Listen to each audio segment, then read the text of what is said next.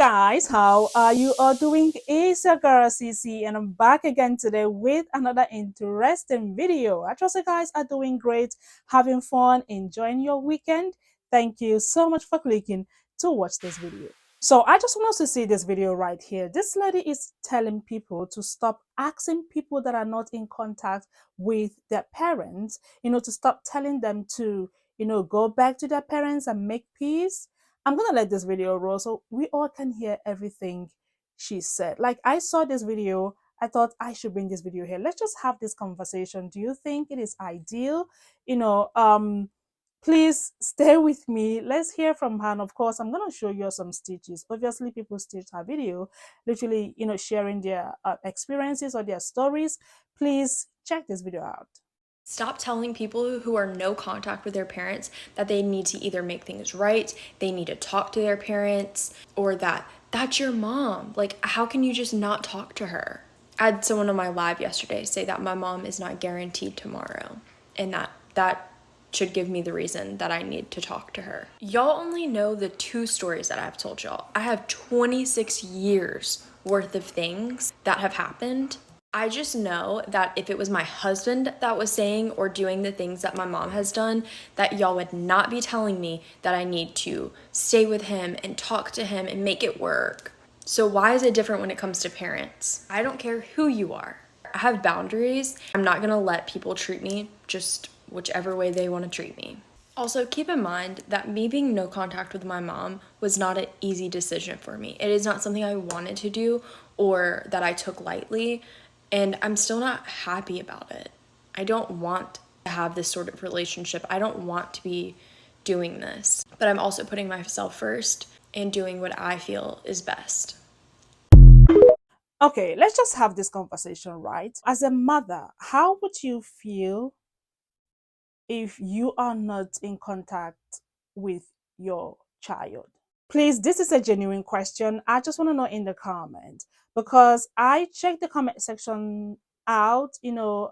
Some people, were like, this is so harsh. I mean, why would you not be in contact with your mom for years? Whatever it is she might have done to you, just let it go and make peace with your mom or your dad. And some people, were like, no way, they did this and that to us. We ain't going back. We're not having, any contact with them. Do y'all think it is okay? I'm just asking a genuine question, right? I know we've got our experiences with our parents, but I just thought, this would be a good conversation for us to have today. Now, I have put together a few stitches. Let's just hear from people. Like I said, some of them share their stories, which I would want us to, hear from them. Please check the stitches out. Stop telling people who are no contact with their parents that they need to either make things right. How many times can a person be hurt and drugged through the fucking grater in life and hear, I'm gonna stay sober? This was a wake-up call for me. I'm never going to do it again. I just needed this to happen one more time. I know now. I swear. I promise. I put it on. I'm never going to do this again. How many hurts can the person on the other side of those promises go through before it's okay to say, I don't want to do this again. I'm not going to do this again. I thank God every single day for giving me my little girl because it was looking in her beautiful little face. When I was 22 years old, I went no contact with my mom. And even up until the day she died, I still had no contact with her. I looked at my daughter and I said, you will never experience any of the shit that I went through. Because I'm your mom, I'm supposed to protect you from things that will harm you. And while people are saying, oh, she's an addict, she deserved care and grace when I was around, and I gave it to her. I gave it to her time and time and time and time and time and broken record again. But where my daughter came in and she broke a curse and she saved me from endless hurt was I knew that I would never put my daughter through that. And for any family member who would be upset with me and who was upset with me for not having any contact with my mom, even up until she died when she was sober and she overdosed on heroin, I regret nothing because my little girl will never and has never known that pain. Everything that I endured as a child, my daughter will never know. unless that's a conversation she asks about when she's old enough. But my daughter can hate me for not having someone that she was too young to remember around anyways.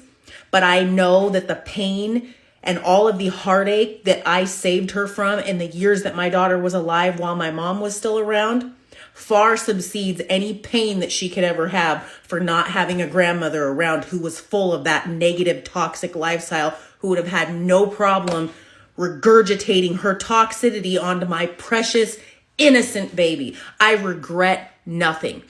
If you go no contact and your family gives you fucking guff, ask yourself, why are you so concerned about me having a relationship with someone who continuously and habitually hurts me?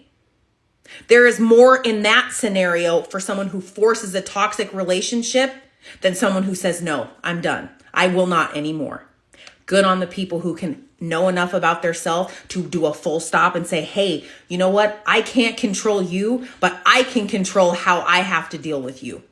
I don't.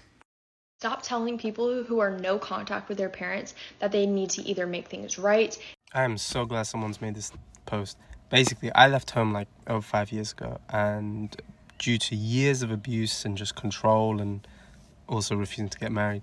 And since I've left home, and everyone has always said the same thing, that like, oh, why don't you go back? Why don't you apologize? Why don't you try and repatch? It's like, if I would, I wouldn't be here right now. I wouldn't be in this situation. And here's the thing that I've learned is that people don't leave home. People don't run away. People don't put themselves in worse positions unless they have to. Okay, let's be honest. As humans, we want to be comfortable. Why would we put ourselves in discomfort? It's obviously for survival. So whenever you hear this thing that, oh, they're spoiled and stuff, it's like, well, there's something going on behind closed doors that you and I don't know about. And that's the same with this. And I've been put in situations where it is unfair, where like I've told someone or they fully are aware of my situation, yet when I get invited to certain functions and stuff, people will be asking me those questions like, oh, so what, like, where's your mum and dad? And then I'd be like awkwardly like, oh yeah, they're not here. And sometimes I lie. Sometimes I have to end up lying and telling people that, oh yeah, no, my mum and dad are proud of me. Yeah, they're just at home today. And it's such an unfair position to put someone in. So when you do hear someone who's been estranged or unfortunately doesn't have contact with their family, don't immediately think, oh, have you done this? Have you done that? They've probably exercised all avenues. Just hear them and respect it. That's it. You don't need to pry in unless you're allowed to, unless you feel you're on that level with that person. But yeah, I'm so glad this post is being made, and I think it is something that we need to start realizing and noticing that when someone shares this sort of information, it's a big deal. Like, let's be honest, it's not cool, it's not amazing that we've defied our parents, and like certainly in the last 5 years, it never made me feel good.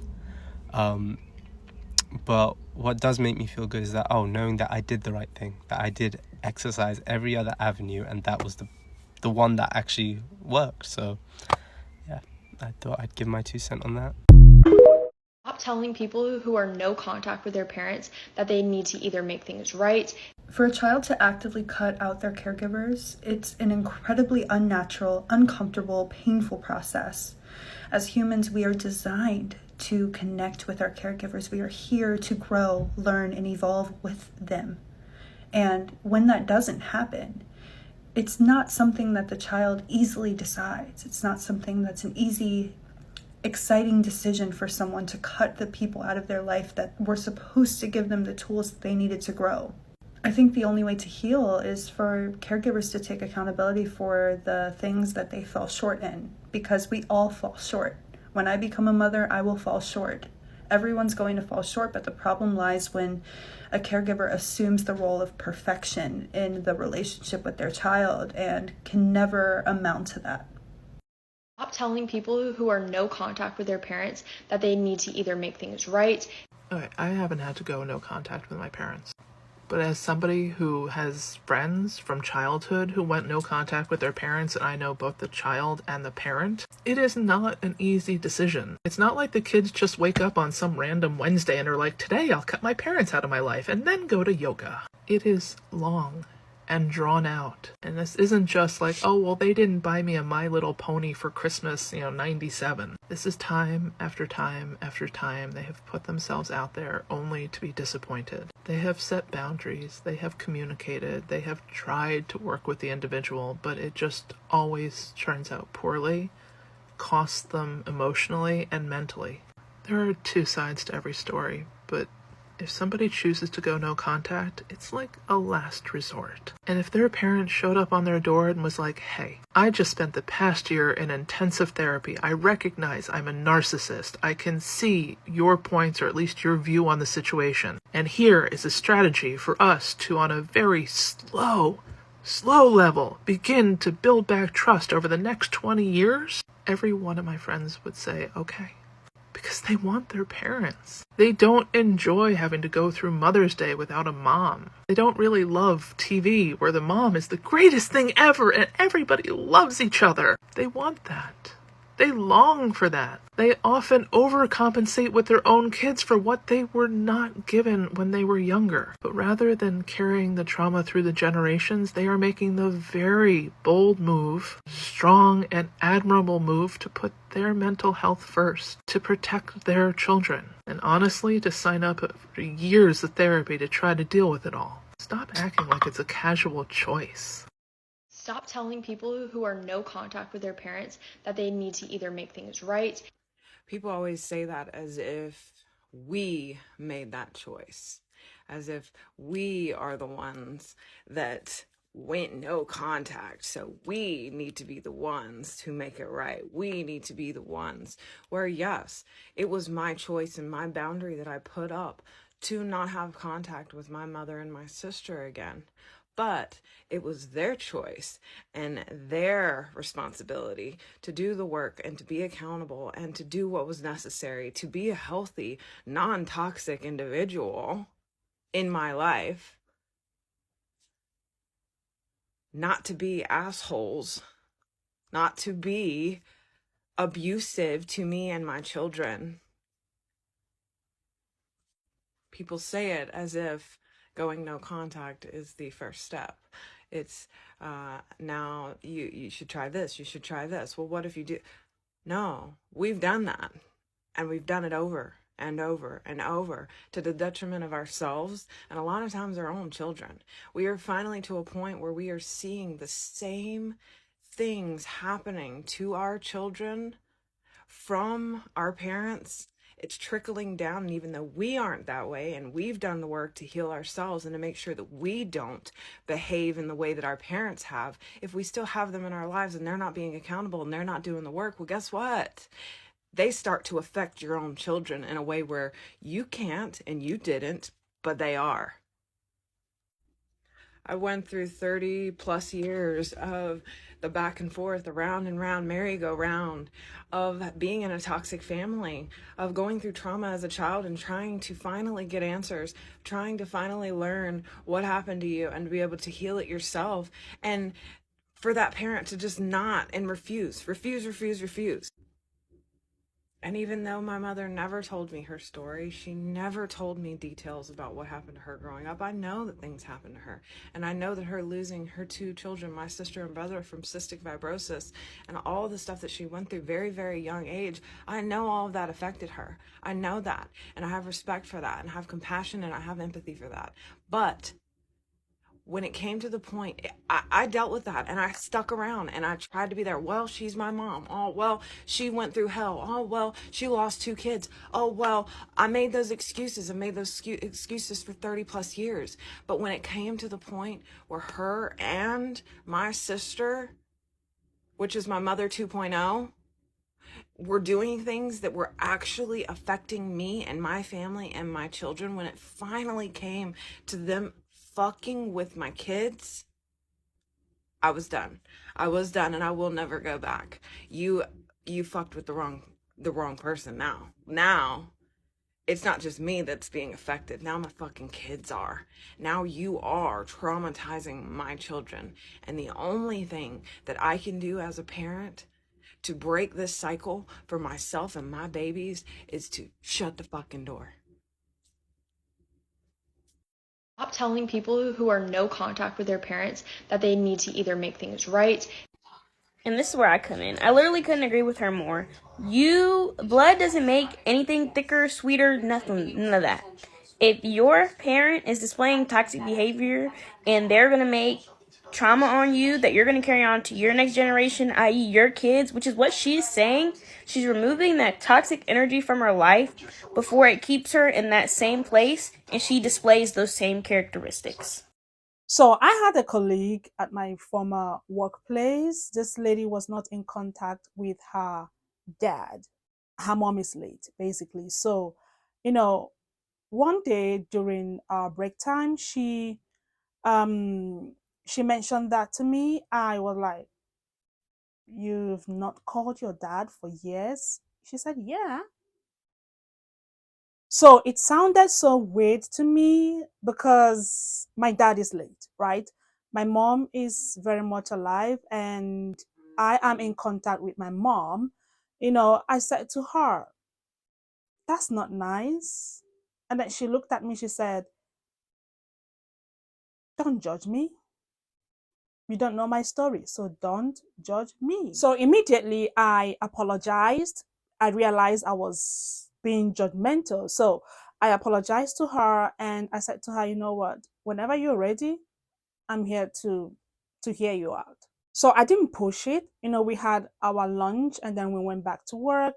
Then after work, she called me and she says that she's sorry the way she sounded and she's ready to talk if I'm happy to hear her out. I said, "Yeah, go on." So she shared her little story with me. She says her mom is late as a result of a toxic relationship with her dad, and then after she lost her mom, the dad carry on with such, character.